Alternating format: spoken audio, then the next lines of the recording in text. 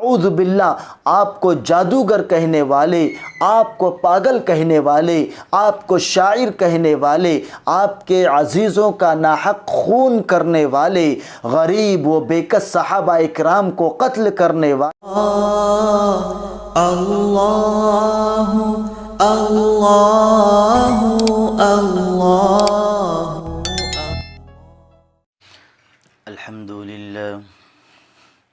الحمد لله نحمده ونستعينه ونستغفره ونؤمن به ونتوكل عليه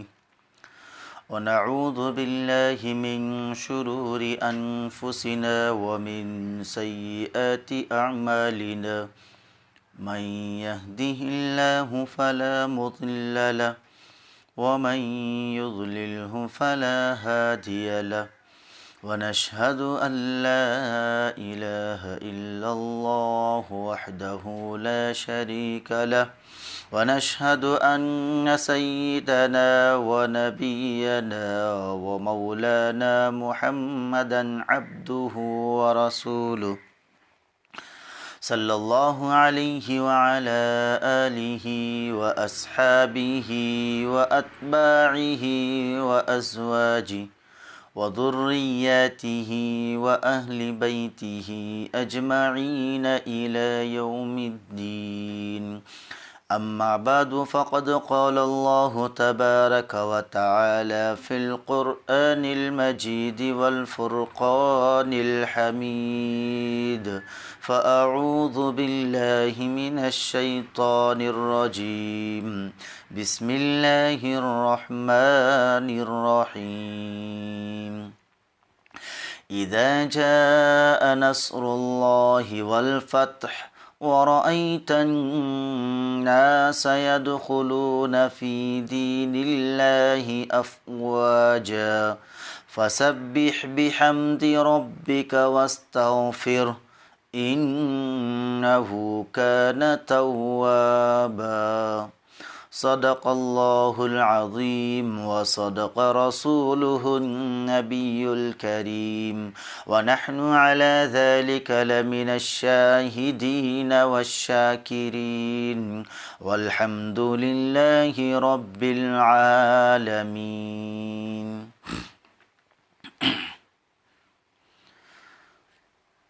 عزیزان گرامی، آج کے اس درس میں جو صورت آپ کے سامنے تلاوت کی گئی ہے یہ سورہ نصر ہے، اور یہ صورت مدینہ منورہ میں نازل ہوئی اور اس میں 3 آیات ہیں. سب سے پہلے ہم اس صورت کا ترجمہ سماعت فرما لیں، پھر اس کے بعد انشاءاللہ اس کی تفسیر آپ کے سامنے آئے گی. اذا جاء نصر اللہ والفتح، جب اللہ کی مدد آ جائے اور فتح حاصل ہو جائے.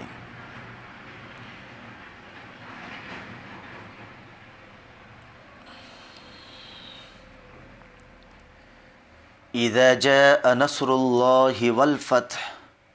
جب اللہ کی مدد آ جائے اور فتح حاصل ہو جائے. وَرَأَيْتَ النَّاسَ يَدْخُلُونَ فِي دِينِ اللَّهِ أَفْوَاجًا، اور آپ دیکھیں کہ لوگ اللہ کے دین میں فوج در فوج، گروہ در گروہ داخل ہو رہے ہیں. فَسَبِّحْ بِحَمْدِ رَبِّكَ وَاسْتَغْفِرْ، تو پھر اپنے پروردگار کی تسبیح اور حمد کیجئے اور اسی سے استغفار کیجئے. انہ کان توابا، یقیناً اللہ تعالی بہت توبہ قبول کرنے والا ہے اور بڑا معاف کرنے والا ہے. یہ اس صورت کا ترجمہ تھا. جیسے کہ آپ جانتے ہیں کہ سورۃ الفاتحہ کے درس میں یہ بات گزر چکی ہے کہ سب سے پہلے مکمل طور پر نازل ہونے والی صورت وہ سورۃ الفاتحہ ہے. اس سے پہلے آیات نازل ہوئی ہیں، لیکن مکمل صورت جو سب سے پہلے نازل ہوئی وہ مکمل سورت سورۃ الفاتحہ ہے۔ تو سورۃ الفاتحہ سب سے پہلے نازل ہونے والی مکمل سورت ہے۔ تو اب یہ سوال پیدا ہوتا ہے کہ سب سے آخر میں کون سی وہ مکمل سورت ہے جو آخر میں نازل ہوئی؟ تو مفسرین کرام فرماتے ہیں کہ سب سے آخر میں مکمل نازل ہونے والی سورت وہ سورہ اذا جاء نصر اللہ والفتح ہے۔ یہی سورت ہے جو آج آپ کے سامنے جس کی تفسیر اور جس کا درس ہو رہا ہے۔ یہ سورت سب سے اخیر میں مکمل نازل ہونے والی سورت ہے، جس میں 3 آیات ہیں۔ اس سورت کے بعد کچھ آیات نازل ہوئی ہیں، لیکن مکمل سورت کوئی نازل نہیں ہوئی۔ جیسے کہ حضرت عبداللہ ابن عمر رضی اللہ تعالیٰ عنہما فرماتے ہیں کہ اذا جاء نصر اللہ والفتح یہ سورت حجۃ الوداع کے موقع پر نازل ہوئی، اور اس کے بعد الیوم اکملت لکم دینکم واتممت علیکم والی آیت نازل ہوئی۔ ان دونوں آیتوں کے نازل ہونے کے بعد حضور پاک صلی اللہ علیہ وسلم دنیا میں 80 دن باحیات رہے، زندہ رہے، اور آپ صلی اللہ علیہ وسلم کی وفات سے تقریباً 50 دن پہلے آیت کلالہ قل اللہ یفتیکم فی الکلالہ یہ آیت نازل ہوئی۔ پھر وفات سے 35 روز قبل لقد جاءکم رسول من انفسکم عزیز علیہ ما عنتم حریص علیکم بالمؤمنین رؤوف الرحیم والی آیت نازل ہوئی، اور وفات سے 21 دن پہلے اور مقاتل کی روایت کے مطابق 7 روز پہلے سب سے آخری آیت واتقوا یوما ترجعون فیہ الی اللہ نازل ہوئی۔ یہ سب سے آخری آیت کریمہ ہے۔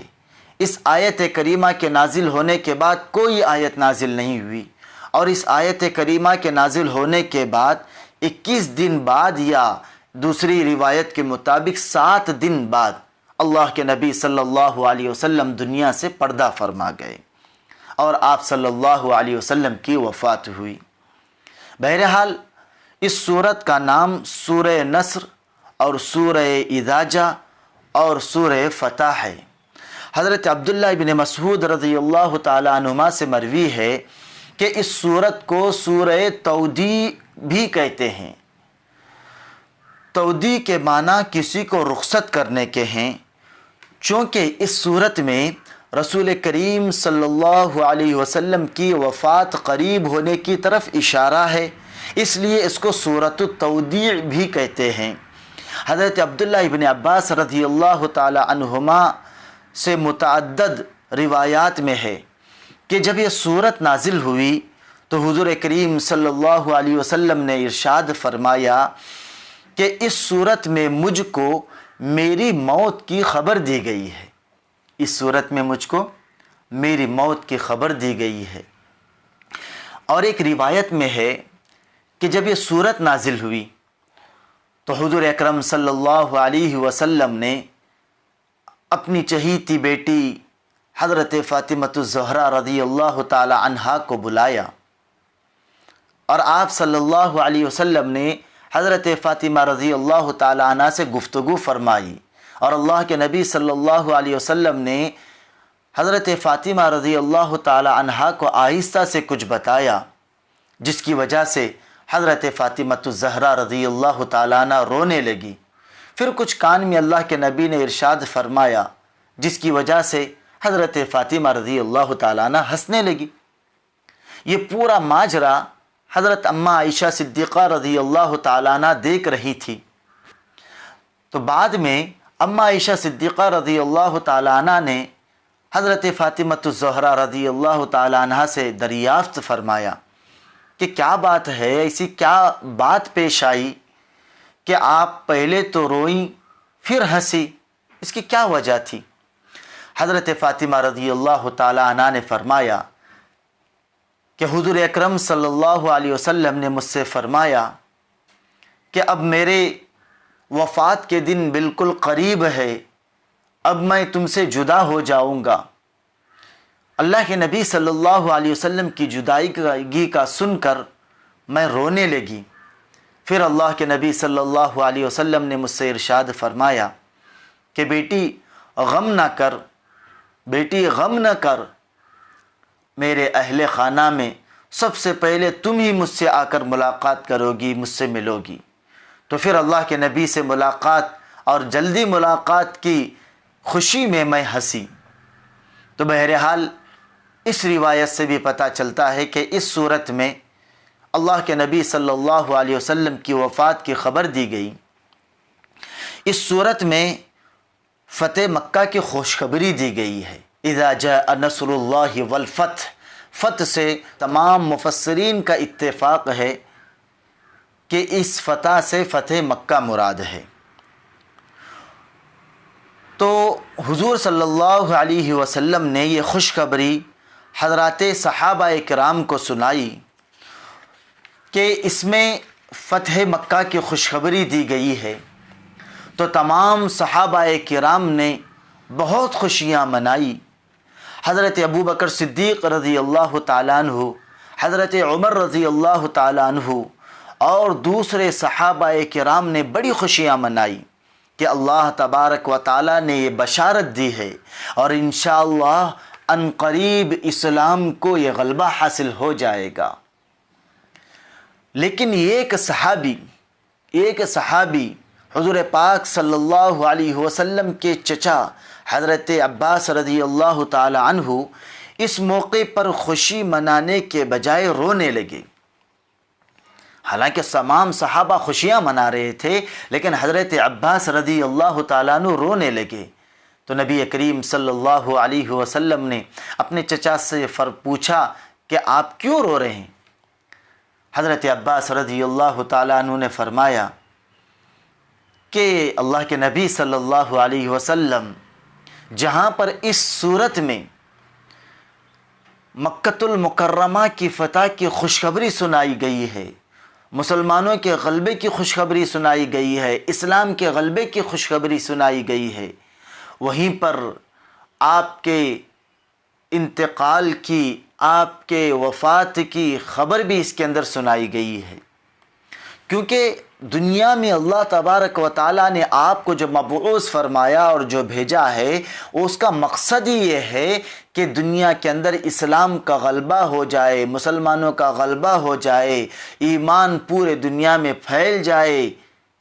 اور یہ تمام چیزیں ان قریب مکمل ہونے والی ہے، جس کی خوشخبری اس صورت میں سنائی گئی ہے۔ تو جب جس مقصد کے لیے اللہ تبارک و تعالیٰ نے آپ کو بھیجا ہے وہ مقصد پورا ہو جائے گا، تو پھر اللہ تبارک و تعالیٰ آپ کو دنیا میں زیادہ دن تک نہیں رکھیں گے، بلکہ اللہ تبارک و تعالیٰ آپ اپنے پاس بلا لیں گے۔ جیسے حضرت عباس رضی اللہ تعالیٰ عنہ نے فرمایا، اللہ کے نبی صلی اللہ علیہ وسلم نے ان کی اس بات کی تصدیق فرمائی اور فرمایا کہ تم نے بالکل صحیح کہا ہے، اسی طرح سے ہے، اس صورت کے اندر میری موت کی خبر دی گئی ہے۔ پھر اس کے بعد حضرت ابو بکر صدیق رضی اللہ تعالیٰ عنہ نے، حضرت عبداللہ ابن عباس رضی اللہ تعالیٰ عنہما نے بھی یہی بات فرمائی، تو اللہ کے نبی صلی اللہ علیہ وسلم نے ان کی بات کی بھی تصدیق فرمائی۔ بہرحال اس سے دو باتیں پتہ چلی کہ اس صورت میں ایک تو اللہ کے نبی صلی اللہ علیہ وسلم کی موت کی خبر دی گئی ہے، اور دوسری اس صورت میں مکۃ المکرمہ کی فتح کی خوشخبری سنائی گئی۔ یہاں لفظ فتح سے مکہ مکرمہ کی فتح مراد ہے، اس پر تمام مفسرین کا اتفاق ہے۔ نبی کریم صلی اللہ علیہ وسلم کی ولادت شریفہ مکہ مکرمہ میں ہوئی، اور جب آپ صلی اللہ علیہ وسلم نے اپنی حیات طیبہ کے 40 سال پورے کیے، اس وقت آپ صلی اللہ علیہ وسلم کو نبوت سے سرفراز کیا گیا۔ جیسے ہی اللہ کے نبی کو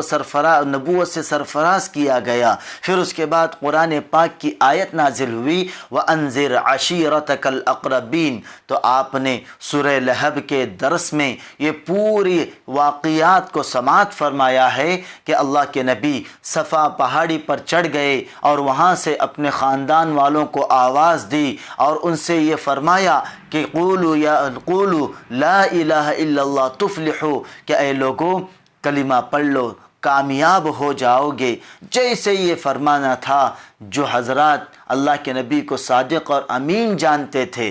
چند حضرات ایمان لے آئے، لیکن ابو لہب جو اللہ کے نبی کا سگا چچا تھا، ابو لہب کی بیوی جو اللہ کے نبی کی چچی تھی، یہ سب اللہ کے نبی کے دشمن ہو گئے اور طرح طرح سے اللہ کے نبی کو تکلیفیں دینے لگے، کبھی ذوالمجنہ کے بازار میں، تو کبھی عکاظ کے بازار میں، تو کبھی ذوالمجاز کے بازار میں۔ یہ اللہ کے نبی آگے آگے چل رہے ہیں اور اللہ کے نبی کے زبان مبارک پر ہے، یا ایھا الناس قولوا لا الہ الا اللہ تفلحوا، اے لوگو کلمہ پڑھ لو، دنیا میں بھی کامیاب ہو جاؤ گے، آخرت میں بھی کامیاب ہو جاؤ گے۔ اور پیچھے ہی ایک آدمی چل رہا ہے جو ابو لہب تھا، جو اللہ کے نبی کا چچا تھا، اور کہتا تھا کہ لوگوں اس کی بات نہ سنو، نعوذ باللہ یہ پاگل ہے، یہ مجنون ہے، یہ ساحر ہے، یہ دیوانہ ہے، یہ جادوگر ہے، پتہ نہیں کیا کیا کہتا تھا، اور اللہ کے نبی صلی اللہ علیہ وسلم کے پنڈلیوں مبارک پر پتھر بھی مارتا جاتا تھا۔ غرض یہ کہ اللہ کے نبی جب دین کی دعوت لے کر چلے تو مشرکین مکہ اللہ کے نبی صلی اللہ علیہ وسلم کے دشمن بن گئے، جان کے دشمن بن گئے، اور اللہ کے نبی صلی اللہ علیہ وسلم کی مخالفت کرنے لگے۔ حالانکہ چاہیے تو یہ تھا کہ اللہ کے نبی صلی اللہ علیہ وسلم کی دعوت کو قبول فرماتے، مکہ والوں نے اس دعوت پر ایمان لانے کے بجائے آپ صلی اللہ علیہ وسلم کی مخالفت کی، اور صرف مخالفت ہی نہیں بلکہ آپ صلی اللہ علیہ وسلم کو اور آپ پر ایمان لانے والوں کو بہت تکلیفیں پہنچائی، اور ظلم و ستم کی کوئی شکل ایسی نہیں تھی جو انہوں نے حضور صلی اللہ علیہ وسلم اور ایمان والوں کے ساتھ اختیار نہ کی ہو۔ جب یہ مشرکین مکہ کا ظلم و جور بڑھا اور تکلیفیں ان کی بڑھتی چلی گئی، تو پھر اللہ تبارک و تعالیٰ کے حکم سے حضور صلی اللہ علیہ وسلم نے مدینہ منورہ کو ہجرت فرمائی۔ پھر بھی مکہ والوں کو چین نہیں پڑا تو لشکر لے کر بار بار مدینہ پر حملہ کیے۔ جنگ بدر ہوئی، جنگ احد ہوئی، جنگ خندق ہوئی، مختلف جنگیں ہوئی، پھر صلح حدیبیہ کا پورا واقعہ پیش آیا، لیکن مکہ والوں نے اس کی عہد شکنی کی اور انہوں نے صلح کو ختم کر دیا۔ ان کے صلح کو ختم کرنے کے بعد نبی پاک صلی اللہ علیہ وسلم نے مکۃ المکرمہ پر چڑھائی کا مصمم عزم کر لیا اور ارادہ کر لیا، اور آپ صلی اللہ علیہ وسلم نے صحابہ کرام کو تیاری کا حکم دیا۔ چنانچہ 10,000 کا بڑا لشکر حضور صلی اللہ علیہ وسلم کی سرکردگی میں مکہ مکرمہ کے لیے روانہ ہوا۔ چونکہ مکہ مکرمہ حرم ہے، مکہ مکرمہ حرم ہے، اس لیے نبی کریم صلی اللہ علیہ وسلم کی دلی خواہش یہ تھی کہ ہم لشکر لے کر مکہ مکرمہ پر چڑھائی کے لیے تو جا رہے ہیں، لیکن ایسی صورت پیدا کی جائے کہ لڑائی کی نوبت ہی نہ آئے، لڑائی کی نوبت ہی نہ آئے اور خون بہے بغیر اللہ تعالی ہمیں فتح عطا فرما دے۔ اس لیے نبی کریم صلی اللہ علیہ وسلم نے احتیاط برتی کہ 2 سال پہلے تو عمرہ کے لیے گئے تھے تو کفار مکہ کو پتہ چل گیا تھا اور انہوں نے مقابلے کی تیاریاں کر لی تھی، اور اس مرتبہ ایسی رازداری سے کام لیا کہ اتنا بڑا لشکر جو ہے وہ مکۃ المکرمہ کے قریب پہنچ گیا، تب بھی مکہ والوں کو اس کا پتہ نہ چلا، بلکہ جتنے بھی ناکے تھے ان سب کو بند کر دیا تاکہ اطلاع پہنچنے ہی نہ پائے۔ بہرحال حضور صلی اللہ علیہ وسلم کی جو خواہش تھی کہ مکہ مکرمہ والوں کو آخر تک پتہ نہ چلے، اللہ کے فضل سے وہ پوری ہوئی اور ان کو بالکل پتہ ہی نہ چلا۔ لیکن ایک رات مکہ مکرمہ کے بالکل قریب پڑاؤ ڈالا گیا، وہاں ابو سفیان پہنچ گئے تھے لیکن ان کو پکڑ لیا گیا تھا، لہذا ان کو واپس جانے کا موقع ہی نہ ملا۔ اللہ اکبر۔ دوسرے دن حضور اکرم صلی اللہ علیہ وسلم مکہ مکرمہ میں داخل ہونے کے لیے روانہ ہوئے، اور جب پورا لشکر مکہ کی جانب آگے بڑھا تو حضور صلی اللہ علیہ وسلم نے اپنے چچا حضرت عباس رضی اللہ تعالی عنہم سے فرمایا کہ ابو سفیان کو ایسی جگہ لے کر کھڑے رہو جہاں وہ پورے لشکر کا نظارہ کر سکیں۔ چنانچہ حضرت عباس رضی اللہ تعالی عنہ ان کو ایک تنگ جگہ پر لے کر کھڑے ہوئے۔ لشکر کے دستے گزرتے تھے، ابو سفیان پوچھتے یہ کون، یہ کون، یہ کون؟ حضرت عباس رضی اللہ تعالی عنہم انہیں بتلاتے تھے، یہاں تک کہ ایک بڑا دستہ جس میں حضور صلی اللہ علیہ وسلم کے خاص صحابہ کرام موجود تھے اور ان کا جھنڈا حضرت سعد بن عبادہ رضی اللہ تعالی عنہ کے ہاتھ میں تھا۔ وہ دستہ جب سامنے سے گزرا تو حضرت سعد بن عبادہ رضی اللہ تعالی عنہ نے جیسے ہی حضرت ابو سفیان کو دیکھا تو ان کو جوش آ گیا اور بولے الیوم یوم الملحمہ، الیوم یوم الملحمہ، الیوم تستحل الکعبہ، کہ آج تو جنگ کا دن ہے، آج تو جنگ کا دن ہے، آج تو کعبہ کو اللہ کی طرف سے خون خرابے کے لیے حلال کیا جائے گا۔ ابو سفیان نے جب یہ بات سنی تو ڈر گئے۔ ان کے بعد پھر مخصوص صحابہ کی ایک چھوٹی سی ٹکڑی آئی، اس میں حضور صلی اللہ علیہ وسلم بھی تھے۔ جب حضور صلی اللہ علیہ وسلم سامنے سے گزرے تو ابو سفیان نے حضور صلی اللہ علیہ وسلم سے کہا کہ سعد بن عبادہ نے کیا کہا، آپ نے سنا؟ آپ نے سنا؟ تو حضور صلی اللہ علیہ وسلم نے فرمایا کہ کیا کہا؟ تو انہوں نے حضرت سعد بن عبادہ رضی اللہ تعالیٰ عنہ کی بات نقل فرمائی۔ حضور صلی اللہ علیہ وسلم نے فرمایا نہیں نہیں، آج تو الیوم یوم المرحمہ، الیوم یوم المرحمہ، آج رحمت کا دن ہے، آج تو کعبہ کی عظمت دوبالا ہو جائے گی اور کعبہ کو غلاف پہنایا جائے گا۔ پھر حضور صلی اللہ علیہ وسلم نے اولاً حضرت علی کو اور پھر حضرت سعد بن عبادہ کے بیٹے قیس بن سعد رضی اللہ تعالی عنہ کو جھنڈا دینے کا حکم دیا۔ اس طرح یہ قافلہ آگے بڑھا۔ نبی کریم صلی اللہ علیہ وسلم اپنی اونٹنی پر سوار تھے۔ آپ صلی اللہ علیہ وسلم نے اپنے پیچھے اپنے لاڈلے اسامہ بن زید کو بٹھا رکھا تھا، اور ایسی حالت میں آپ صلی اللہ علیہ وسلم مکہ مکرمہ میں داخل ہوئے کہ تواضع اور انکساری سے آپ صلی اللہ علیہ وسلم کا چہرہ انور اتنا جھکا ہوا تھا، اتنا جھکا ہوا تھا کہ آپ کی داڑھی مبارک اونٹ کے کجاوے کی لکڑی سے لگ رہی تھی، اور حضور صلی اللہ علیہ وسلم سورہ فتح کی شروع کی آیتیں اِنَّا فَتَحْنَا لَكَ فَتْحًا مُبِينًا، اِنَّا فَتَحْنَا لَكَ فَتْحًا مُبِينًا تلاوت کر رہے تھے۔ بخاری شریف کی روایت میں حضرت عبداللہ بن مغفل رضی اللہ تعالیٰ عنہ سے کیفیت منقول ہے۔ حالانکہ یہاں سے تو آپ صلی اللہ علیہ وسلم نکالے گئے تھے، ہجرت کرنے پر مجبور ہوئے تھے، اور اتنے زمانے کے بعد جب اللہ تعالیٰ نے فتح نصیب فرمائی تو ذرہ برابر بھی اکڑ اور اتراہٹ نہیں ہے، بلکہ پوری تواضع اور انکساری کے ساتھ داخل ہو رہے ہیں۔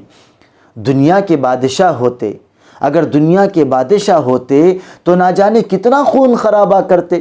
کتنا خون بہاتے اور کیسی اکڑ کا مظاہرہ کرتے۔ قرآن پاک میں ایک جگہ دنیا کے بادشاہوں کا طریقہ نقل کیا گیا ہے کہ ان الملوک اذا دخلوا قریۃ افسدوها وجعلوا اعزۃ اہلها اذلہ، جب وہ کسی آبادی میں فاتحانہ داخل ہوتے ہیں تو اس کو خراب و برباد کر کے رکھ دیتے ہیں اور اس کے عزت والوں کو ذلیل بنا دیتے ہیں۔ لیکن نبی کریم صلی اللہ علیہ وسلم فتح مکہ کے موقع پر جب مکہ میں داخل ہو رہے ہیں فتح کے ساتھ اور 10,000 کا لشکر ساتھ میں ہے، اور لیکن تو اس طرح تواضع و انکساری کے ساتھ روتے ہوئے سورہ فتح کی آیتیں پڑھتے ہوئے داخل ہو رہے ہیں، ذرہ برابر بھی کوئی غرور و تکبر کا اظہار نہیں ہے۔ جب آپ صلی اللہ علیہ وسلم کعبہ کے اندر تشریف لے گئے تو اتنی دیر میں پورے مکے والے جمع ہو گئے۔ کیونکہ آپ صلی اللہ علیہ وسلم نے پہلے سے اعلان کر دیا تھا کہ جو ابو سفیان کے گھر میں داخل ہو اس کو امن ہے، جو مسجد حرام میں آ جائے اس کو امن ہے، جو اپنے گھر کا دروازہ بند کر لے اس کو امن ہے، اور جو اپنے ہتھیار پھینک دے، اپنے ہتھیار ڈال دے اس کو امن ہے۔ چنانچہ مکہ کے تمام کافر و غیر مسلم مسجد حرام میں موجود تھے، اور مسجد حرام کھچا کھچ بھری ہوئی تھی۔ دولت و ثروت، سرداری و شجاعت کے نشے میں ڈوبے ہوئے، کبر و نخوت کے علم بردار، معرکہ بدر برپا کرنے والے، اسلام کی ہری بھری کھیتی کو اجاڑنے کے در پہ محبوب کبریا فخر دو عالم صلی اللہ علیہ وسلم کے خون کے پیاسے اور زخموں کا صدمہ پہنچانے والے، دندان مبارک شہید کرنے والے، احد کے ظالم اسلام کو نیست و نابود کرنے کا عزم لے کر آنے والے، جزیرۃ العرب کے اطراف و اکناف سے کفر کی تمام طاقتوں کو جمع کر کے لانے والے، مدینۃ الرسول کو اجاڑنے کے لیے چاروں طرف سے اس کا گھیرا ڈالنے والے، غزوہ خندق کے سورما گالیاں دینے والے، جس میں اطہر پر نجاست پھینکنے والے، قتل کا ریزولوشن پاس کرنے والے، آپ کو جھٹلانے والے، آپ کی ہجو کرنے والے، پتھر برسانے والے، گلے میں پھندا ڈال کر کھینچنے والے، نعوذ باللہ آپ کو جادوگر کہنے والے، آپ کو پاگل کہنے والے، آپ کو شاعر کہنے والے، آپ کے عزیزوں کا ناحق خون کرنے والے، غریب و بےکس صحابہ اکرام کو قتل کرنے والے، سید الشہداء کا مسئلہ کرنے والے، ان کا سینہ چاک کر کے جگر چبانے والے، جلتی ریتوں پر بے بس و بے کس صحابہ کرام کو لٹانے والے، اور دہکتے کوئلوں سے جسموں کو داغنے والے۔ فتح مکہ کے دن یہ سارے سورما سامنے تھے، اور 10,000 خون آشام تلواریں محمد الرسول اللہ صلی اللہ علیہ وسلم کے ایک اشارے کی منتظر تھی کہ اچانک زبان مبارک کھلتی ہے، پوچھا جاتا ہے، قریش بتاؤ میں تمہارے ساتھ کیا سلوک کروں؟ قریش بتاؤ میں تمہارے ساتھ کیا سلوک کروں؟ سارے سورماؤں کی گردنیں جھکی ہوئی ہے، امید و بیم کے عالم میں پسینے سے بدن کے کپڑے تر ہیں، پھر بھی جواب دیتے ہیں، محمد صلی اللہ علیہ وسلم، محمد تو ہمارا شریف بھائی اور شریف بھتیجا ہے، اور بس اس سے آگے کچھ کہنے کی تاب نہیں۔ اور کیسے ہو؟ ان کو تو ابھی قریب کا اپنا ماضی یاد ہے۔ سوال کرنے والا وہی تو ہے جس کے ساتھ ظلم و زیادتی کا کوئی دقیقہ انہوں نے اٹھا نہیں رکھا تھا۔ لیکن پھر کیا ہوا؟ ذرا سوچئے، اور دل کی گہرائیوں سے سوچئے، سنیے اور عبرت کے کانوں سے سنیے، دیکھیے اور آنکھیں کھول کر دیکھیے۔ کیا پیچھے کی ان ہزارہ خون آشام تلواروں کو یہ حکم دیا جائے گا کہ ان ناپاک ہستیوں سے، ان روئے زمین پر بوجھ شخصیتوں سے، ان یگانہ روزگار ظالموں کے خون سے آج تک کے اپنے اوپر کیے گئے تمام مظالم کا بدلہ چکا لو، اور ان کے نجس و ناپاک وجود سے خدا کی زمین کو پاک کر دو؟ نہیں، رحمت عالم صلی اللہ علیہ وسلم تو وہ جواب دیں گے جو ان کی شایع نشان ہوگا، وہ جواب دیں گے جس کی امید صرف اور صرف ان سے ہی کی جا سکتی ہے۔ تو لہذا آپ صلی اللہ علیہ وسلم ارشاد فرماتے ہیں، آج میں وہی کہتا ہوں جو یوسف علیہ السلام نے اپنے ظالم بھائیوں کو کہا تھا کہ لا تثریب علیکم اليوم، لا تثریب علیکم اليوم، آج کے دن تم پر کوئی الزام نہیں، اذهبوا فانتم الطلقاء، اذهبوا فانتم الطلقاء، جاؤ تم سب آزاد ہو، ناموس رسالت کو لوٹنے والے بھی معاف کر دیے گئے۔ یہ آپ صلی اللہ علیہ وسلم کے اخلاق تھے جنہوں نے 13 سال تک ایسا ستایا کہ ظلم و ستم کی کوئی شکل نہیں چھوڑی تھی، لیکن آج جب اللہ تبارک و تعالیٰ نے قابو دیا تو آپ صلی اللہ علیہ وسلم نے اس طرح سے اپنے اخلاق کریمانہ کا مظاہرہ فرمایا کہ اسی کا نتیجہ تھا کہ اللہ تبارک و تعالیٰ کی جانب سے سب کو اللہ تبارک و تعالیٰ نے سب کو ایمان کی توفیق دی اور سب ایمان لے آئے۔ یہ آپ صلی اللہ علیہ وسلم کے اخلاق ہی کا نتیجہ تھا۔ اس طرح مکہ مکرمہ فتح ہوا، اسی کو اللہ تبارک و تعالیٰ نے اس صورت میں بتلایا ہے کہ جب اللہ کی مدد آ جائے اور مکہ فتح ہو جائے تو اس کے بعد آپ صلی اللہ علیہ وسلم دیکھیں گے کہ لوگ گروہ در گروہ، جماعت در جماعت ایمان میں داخل ہوں گے۔ دیکھیے، قریش کے علاوہ عرب کے بعض قبائل کے سامنے نبی کریم صلی اللہ علیہ وسلم کی حقانیت اور آپ صلی اللہ علیہ وسلم کا اللہ کا سچا رسول ہونا واضح ہو چکا تھا، لیکن قریش کے ڈر کی وجہ سے وہ ایمان نہیں لاتے تھے۔ وہ اس انتظار میں تھے کہ اگر آپ صلی اللہ علیہ وسلم کو اپنی قوم پر غلبہ حاصل ہو جائے تو ہم بھی ایمان لے آئیں گے۔ چنانچہ جب مکہ فتح ہوا اور اللہ تعالیٰ نے آپ صلی اللہ علیہ وسلم کو قریش پر غلبہ دیا تو حال یہ ہوا کہ جب آپ صلی اللہ علیہ وسلم مدینہ واپس لوٹے تو سن 8 ہجری ختم ہو رہی تھی اور سن 9 ہجری کا پورا سال ایسی حالت میں گزرا کہ عرب کے تمام قبائل علاقوں سے ہر قبیلے سے وفود آتے تھے اور وہ اپنے قبیلے کے اسلام لانے کی خبر دیتے تھے۔ یمن سے 700 نفر مسلمان ہو کر مدینے کو چلے اور راستے میں اذانیں دیتے اور قرآن کریم پڑھتے ہوئے آگے آئے۔ اگر یہ مانا جائے کہ یہ سورت فتح مکہ سے پہلے نازل ہوئی تو اس میں اللہ تعالیٰ کی طرف سے بشارت دی گئی ہے، اور اگر یہ مانا جائے کہ یہ سورت فتح مکہ کے بعد میں نازل ہوئی ہے تو پھر خبر دی جا رہی ہے۔ لیکن جب فتح و نصرت ہو جائے، جب غلبہ حاصل ہو جائے، جب قابو پا لیا جائے تو فرمایا فسبح بحمد ربک واستغفر، تو آپ اللہ تعالیٰ کی حمد کے ساتھ اس کی تسبیح بیان کیجئے اور اپنے گناہوں کی معافی مانگیے۔